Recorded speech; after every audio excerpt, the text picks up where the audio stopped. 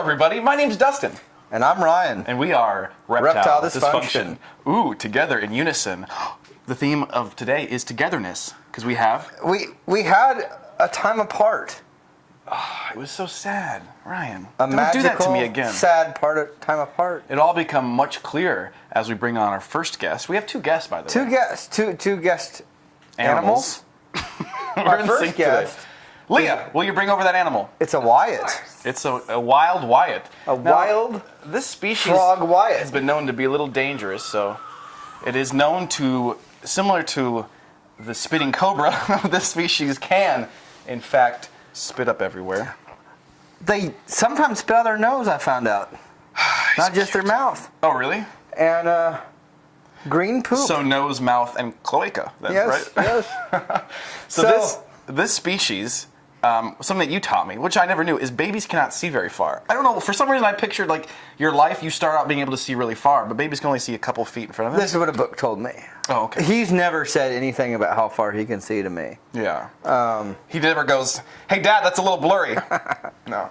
But yes, I did miss our last, in the wild, or in the field. In the field, we were looking for wild snakes. Hey, teaser a little bit. We're going to be looking for desert species soon, and hopefully you can join us on that one. But Ryan's a busy man. He's a father now. Father Ryan. First-time father. He's killing it, too. As you can see, Wyatt is well-behaved, rarely cries. Got a little frog outfit. And overall, I don't remember. Oh, Uncle Dusty. Uncle Dusty's going to hold the baby. I don't hold very many babies, so this is an honor for Court him. ordered. From the day we arrive on the planet. What a beautiful, beautiful beast.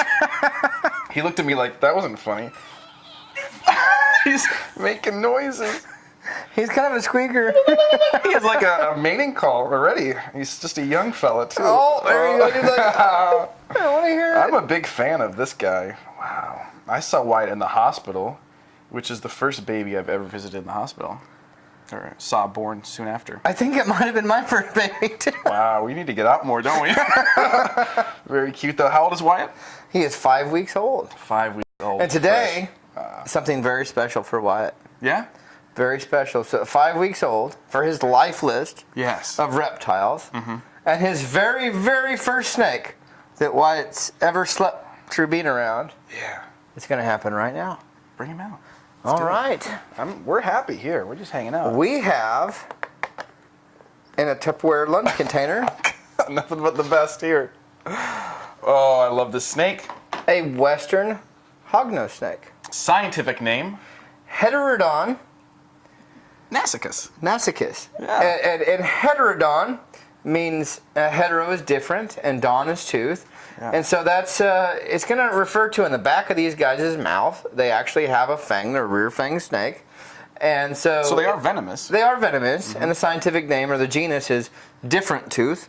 Because if you look at all the rest of the teeth, they're all the same, and there's a longer one. Yeah. And then the species name, Nassicus? Nassicus. Yeah. I'm not familiar with that word. What does that mean? That means big nose.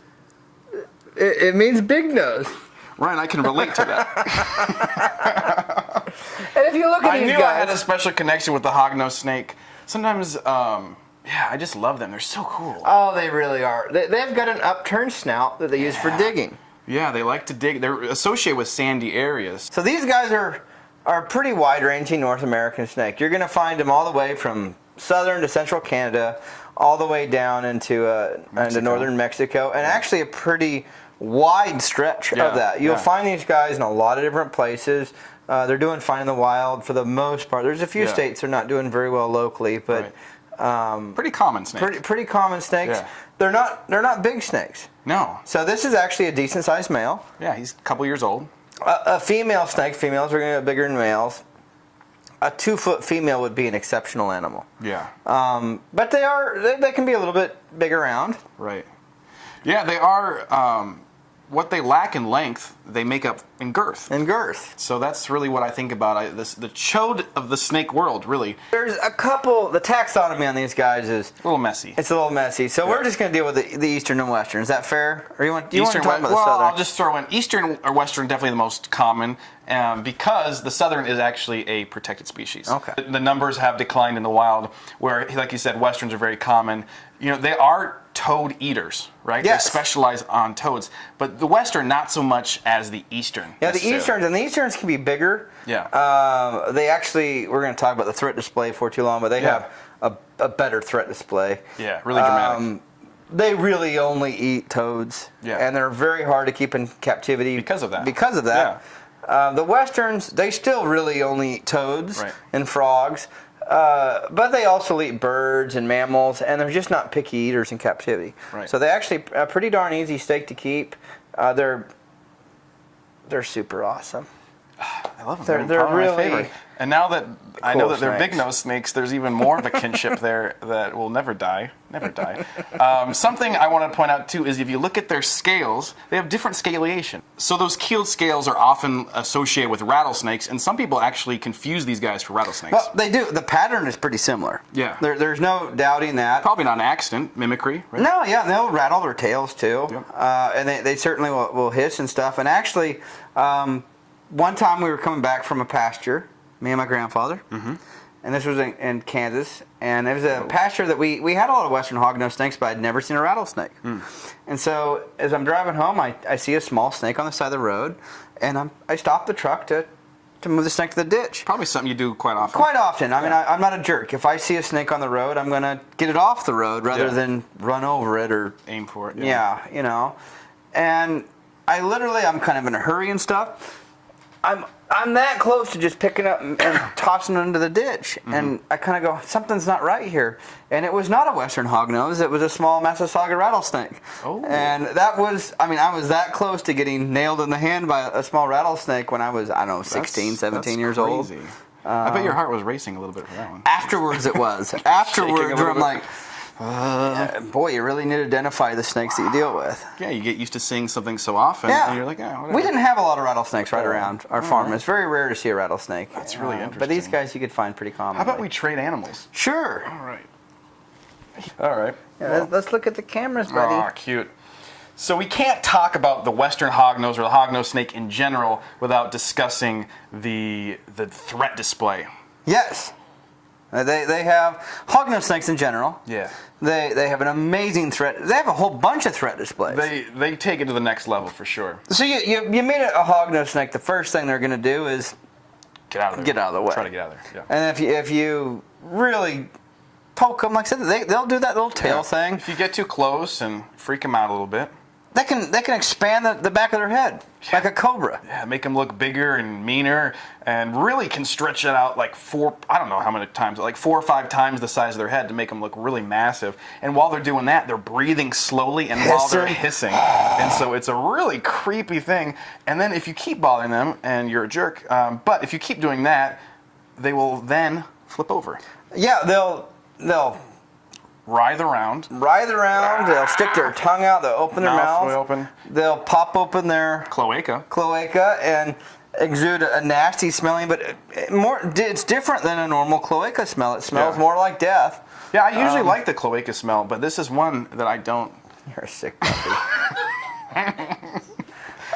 Taking it too far yet again. Now with western hognose snakes, I've never actually seen a western hognose snake personally ever play dead. No. The eastern hognose snakes, it's very common that you can get a wild one to. Lots of videos. You can look it up on YouTube or whatever if you want to check that out. It's very, very impressive and kind of disturbing almost a little bit too. I'm sure it doesn't smell good either. One of the things that I've heard a lot growing up is that, like so we said earlier, they have those bigger teeth in the back, the heterodon teeth. That's right. And people have told me that they use them when they bite toads. The toads, obviously inflate up when they're being swallowed. And they use those teeth to pop the toads so they can swallow them. And that's not true at all. One of those myths that just somebody wrote at some point. So it makes sense. It kind of does, but it just kind of, for a long time, people have believed that's really what happens, but that's not the case at all. No, they just eat the toads. No. So they specialize on toads, like we said, but there's no popping going on. But their venom is strong enough to help them take down some food items. Yeah, they are a venomous snake. Yeah. And they're also not a venomous snake. I mean, they're not dangerously venomous to people. Right, yeah. It's a modified saliva, basically, that can be very irritating. So there are accounts of people getting bit. Usually there's just a little bit of swelling and a little bit of pain that disappears in a couple days.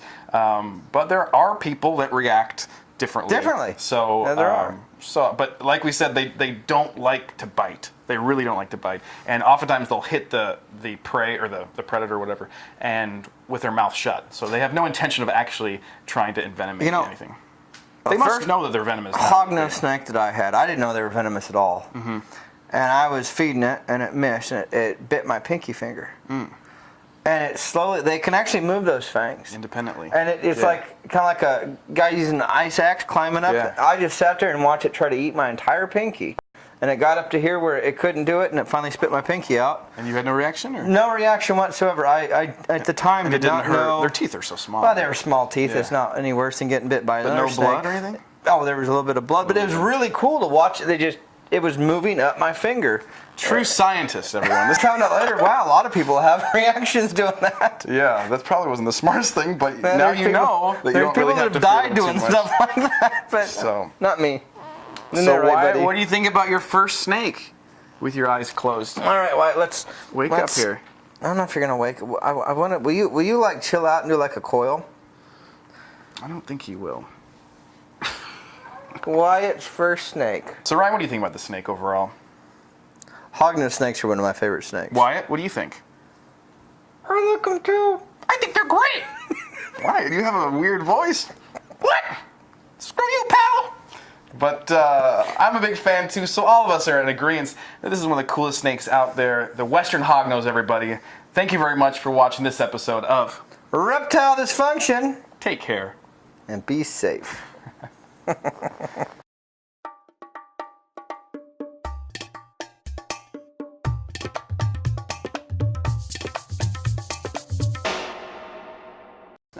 thing's kind of sticking up weird. Can you do it? Fix it. Just clip it like that. You see how that is? And do it for me. I hope he does that. I'm gonna put it actually over here. Wait. It tickles. Stop it, Ryan. Stop it. I'm not doing anything. Give me a second. Give me a second. That's the most adorable thing that's happened on this show.